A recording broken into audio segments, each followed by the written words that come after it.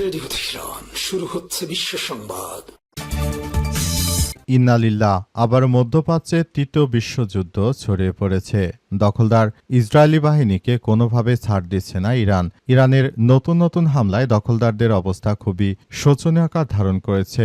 আর এই মুহূর্তে আমাদের হাতে এসে পৌঁছেছে যুদ্ধের সর্বশেষ গুরুত্বপূর্ণ সবথেকে তাজা আপডেট সংবাদ আপনাদের জানিয়ে দিব।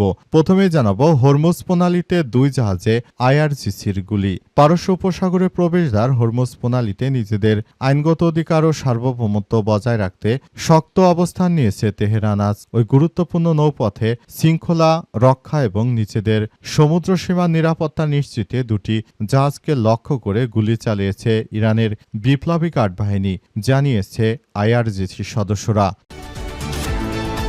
এরপর জানাবো, ইরান হরমুজ প্রণালী অবিলম্বে খুলে দিতে চায়, দাবি পাগলাটে ট্রাম্পের। যুক্তরাষ্ট্রের প্রেসিডেন্ট ডোনাল্ড ট্রাম্প পাগলাটে প্রেসিডেন্ট আবারও একটি অদ্ভুত দাবি করেছেন। ইরান নাকি হরমুজ প্রণালী খুলে দিতে চায়, অথচ ইরান জানিয়েছে যতক্ষণ পর্যন্ত যুদ্ধবিরতি না হবে হরমুজ তাদের নিয়ন্ত্রণে থাকবে এবং হরমুজ প্রণালী থেকে তারা টোল আদায় করবে, যেখানে ইরানের বাৎসরিক 64 বিলিয়ন মার্কিন ডলার টোল আদায় হবে হরমুজ প্রণালী থেকে বলে ইরানের পক্ষ থেকে এমন কথা জানানো হয়েছে। তাহলে এমন একটি উপার্জনক্ষম জায়গা তারা কি করে ছেড়ে দেবে, যেখানে বাংলাদেশের রিজার্ভ থাকে মাত্র 20 থেকে 25 বিলিয়ন ডলার। তাহলে বুঝুন কত বৃহত্তম অর্থ আসবে এই হরমুজ প্রণালী থেকে। এদিকে নেতানিয়াহুকে উদ্দেশ্য করে পোস্ট, গ্রেপ্তার নারী। ইসরায়েলের প্রধানমন্ত্রী বেঞ্জামিন নেতানিয়াহুকে উদ্দেশ্য করে সামাজিক যোগাযোগ মাধ্যম এক্সে একটি পোস্ট করার কারণে যুক্তরাষ্ট্রের ফ্লোরিডায় এক নারী শিক্ষার্থীকে গ্রেপ্তার করা হয়েছে। জানা গেছে ওই নারী শিক্ষার্থী তিনি লিখেছিলেন যে, ট্রাম্প এবং নেতানিয়াহু, তোমরা আসলে তোমাদেরকে বলতে চাই, তোমরা ইরানে বোমা না ফেলে আমাদের বিশ্ববিদ্যালয়ে বোমা ফেলো। এটি বলার পরই আসলে এই কার্যক্রম শুরু হয়েছে। এবারে জানাবো, রাত পোহালেই পশ্চিমবঙ্গের বিধানসভা নির্বাচন। রাত পোহালেই শুরু হচ্ছে ভারতের পশ্চিমবঙ্গের 2026 সালের বিধানসভা নির্বাচনের প্রথম দফার ভোট গ্রহণ। ইতিমধ্যে রাজ্য জুড়ে প্রস্তুতি সম্পন্ন হয়েছে বলে জানা গেছে। সেখানে মমতা এবং বিজেপির নেতৃত্বাধীন জোটগুলো এই ভোটে সবথেকে বেশি গুরুত্বপূর্ণ ভূমিকা রাখছে। এবং সর্বশেষ জানাবো, কর্মসংস্থান সৃষ্টির লক্ষ্যে পেপাল চালুর উদ্যোগ নিয়েছে সরকার, বলেন প্রধানমন্ত্রী সংসদ নেতা তারেক রহমান বলেছেন, দেশে তথ্যপ্রযুক্তি সম্প্রসারণের মাধ্যমে ব্যাপক কর্মসংস্থান সৃষ্টির লক্ষ্যে বহুল প্রতীক্ষিত অনলাইন পেমেন্ট গেটওয়ে পেপাল চালুর কার্যক্রমের উদ্যোগ নেওয়া হয়েছে। একই সঙ্গে আগামী 5 থেকে 5 বছরে 2 লাখ ফ্রিল্যান্সার আইডি কার্ড প্রদান এবং তথ্য প্রযুক্তিতে কয়েক হাজার তরুণকে প্রশিক্ষিত করা হবে বলে জানানো হয়েছে। প্রিয় দর্শক, এতক্ষণ শুনছিলেন সংবাদ শিরোনাম, এবারে বিস্তারিত। তবে তার আগে বন্ধুরা, অনুরোধ থাকবে এই সংবাদটিতে একটি লাইক দিন। এই চ্যানেলে আপনি নতুন হয়ে থাকলে আমাদের সংবাদটি দেখতে দেখতে চ্যানেলটি সাবস্ক্রাইব করে রাখুন। কমেন্ট করে বন্ধুরা আপনার মূল্যবান মতামত জানিয়ে দিন আপনি বিশ্বের কোন দেশ থেকে বা বাংলাদেশের কোন স্থান থেকে আমাদের সংবাদটি দেখছেন এবং শুনছেন। আর বন্ধুরা, সংবাদটি আপনার সোশ্যাল মিডিয়া ফেসবুকে শেয়ার করে বন্ধুদেরও দেখার সুযোগ করে দিন।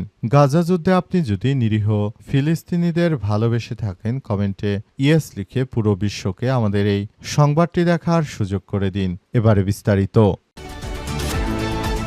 হরমুজ প্রণালীতে দুই জাহাজে আইআরজিসির গুলি। হরমুজ প্রণালীতে ইরানের আইআরজিসি দুটি বিদেশি জাহাজ লক্ষ্য করে গুলি চালিয়ে নৌপথে কড়াকড়ি আরোপ করেছে। তেহরান বলছে, আন্তর্জাতিক আইন অনুযায়ী নিজেদের সমুদ্র সীমা নিরাপত্তা রক্ষায় পদক্ষেপ গ্রহণ করা হয়েছে। পারস্য উপসাগরে হরমুজ প্রণালী দিয়ে এই জাহাজগুলো যাচ্ছিল এবং এগুলো ইরানের কোনো কথা না শুনে আসলে জাহাজগুলো সমুদ্রপথ অতিক্রমের চেষ্টা চালায়, তখনই এই আক্রমণ করা হয়েছে বলে ইরানের পক্ষ থেকে নিশ্চিত করা হয়েছে। বর্তমান সময়ে যারাই দখলদারি ইসরায়েলি বাহিনীর বিরুদ্ধে গিয়ে ইরানের পক্ষ হয়ে কাজ করছে সেসব জাহাজ নয়, বরং যেসব জাহাজগুলো যারা মার্কিন যুক্তরাষ্ট্র দখলদার ইসরায়েলি বাহিনী যারা রয়েছে তাদের পক্ষ হয়ে কাজ করছে সেসব জাহাজগুলোকে মূলত টার্গেট করা হচ্ছে। 3টি জাহাজে গুলি করা হয়েছে এবং এর মধ্যে একটি জাহাজকে ছেড়ে দেওয়া হলেও 2টি জাহাজকে ধরে নিয়ে গেছে ইরানের ইসলামী বিপ্লবী গার্ড বাহিনী। বাহিনীর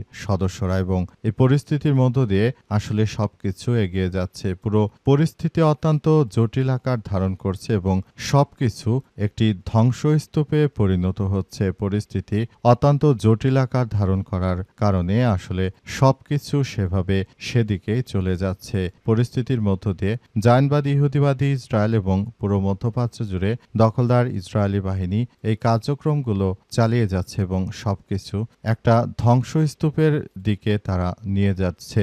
পুরো মধ্যপ্রাচ্য জুড়ে মার্কিন যুক্তরাষ্ট্রকে তাই চরমভাবে শিক্ষা দিচ্ছে ইরানের ইসলামী বিপ্লবী গার্ড বাহিনীর সদস্যরা। তারা ইতিমধ্যে এই কার্যক্রমগুলো চালিয়ে যাচ্ছে এবং পরিস্থিতি যতই ভয়ানক হোক না কেন সেটি দখলদারদের আসলে ছাড় দেবে না মার্কিন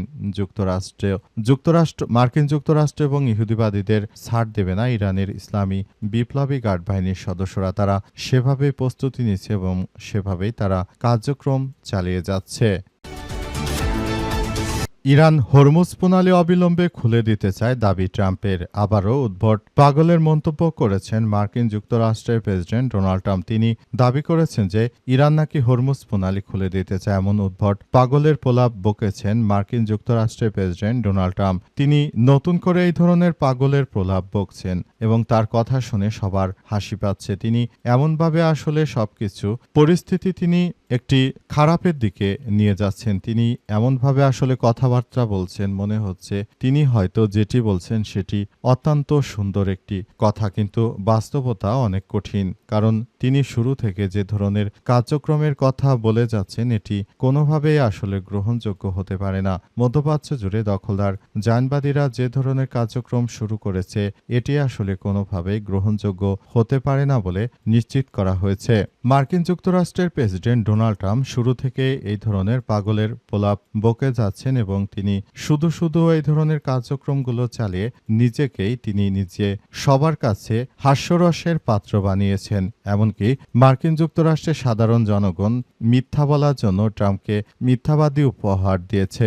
এই মিথ্যাবাদী শুরু থেকে ইরানের বিরুদ্ধে প্রতিনিয়ত বিভিন্ন হুমকি ধামকি দিলেও প্রকৃতপক্ষে ইরানের IRGCর সেনাবাহিনীর সদস্যরা তার নাক কেটে দেয়। তিনি আসলে পুরোপুরি ফেঁসে গেছেন। তিনি এখন আর কোনো কিছুই করতে পারছেন না। তার জন্য এখন সবকিছু অত্যন্ত জটিলতার দিকে চলে যাচ্ছে। তিনি শুরু থেকে এটিকে সহজ মনে করলেও এখন ধীরে ধীরে বুঝতে পেরেছেন যে আসলে এই যুদ্ধ তার জন্য অত্যন্ত কঠিন আকার ধারণ করেছে। মার্কিন যুক্তরাষ্ট্রের প্রেসিডেন্ট তিনি আসলে কোনো কিছুই করতে পারছেন না। এর জন্য তিনি পুরোপুরি ফেঁসে গেছেন। এজন্য তিনি শুরু থেকে অনেক কিছু করতে চাইলেও শেষ পর্যন্ত পুরোপুরি ব্যর্থতার মধ্যে পড়েছেন মার্কিন যুক্তরাষ্ট্রের প্রেসিডেন্ট ডোনাল্ড ট্রাম্প।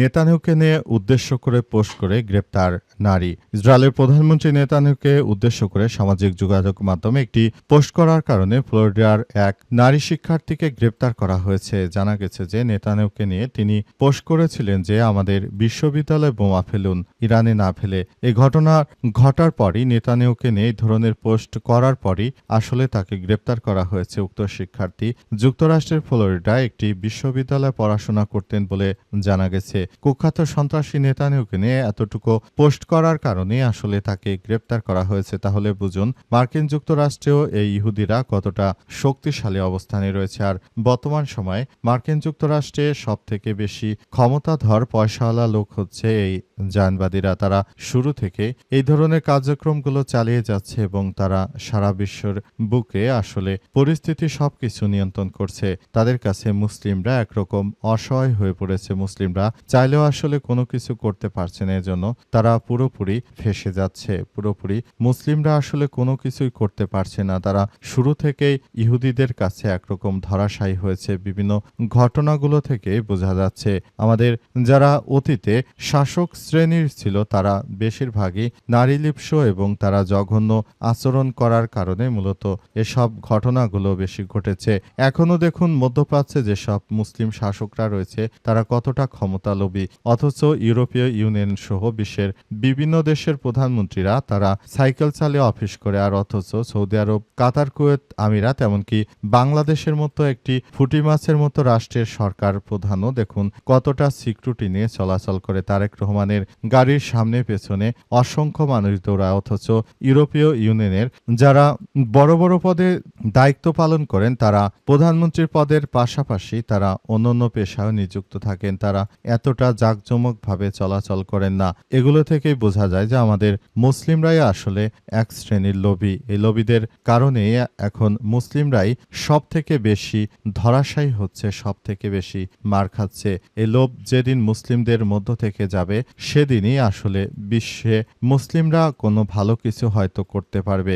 অতীতে বাংলাদেশ সহ ভারতীয় উপমহাদেশে যখন মুঘলরা শাসন করত তখন তারা যদি হিন্দুদের উপর তাদেরকে মুসলিম ধর্মে দীক্ষিত করত, যদি ভালো কিছু করত, তাহলে আজ হয়তো ভারতবর্ষে মুসলিমরা এভাবে নরেন্দ্র মোদীর হাতে মার খেতে হতো না।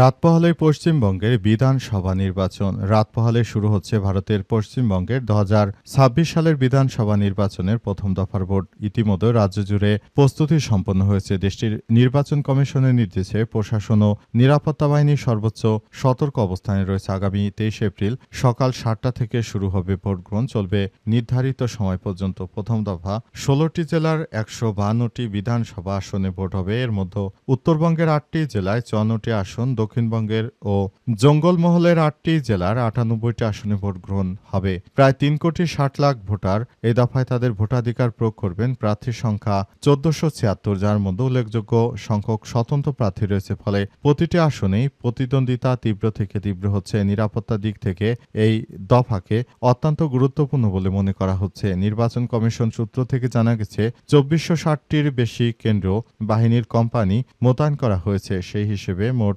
জওয়ানের সংখ্যা 3 লক্ষের বেশি। স্পর্শকাতর বুথে বাড়তি নজরদারি, সর্বত্র নাকা চেকিং এবং রুট মার্চ জোরদার করা হবে বলে নিশ্চিত করা হয়েছে এবং পুরোপুরি সবকিছু আসলে যার যার জায়গা থেকে পরিস্থিতি নিয়ন্ত্রণ করার চেষ্টা করা হচ্ছে।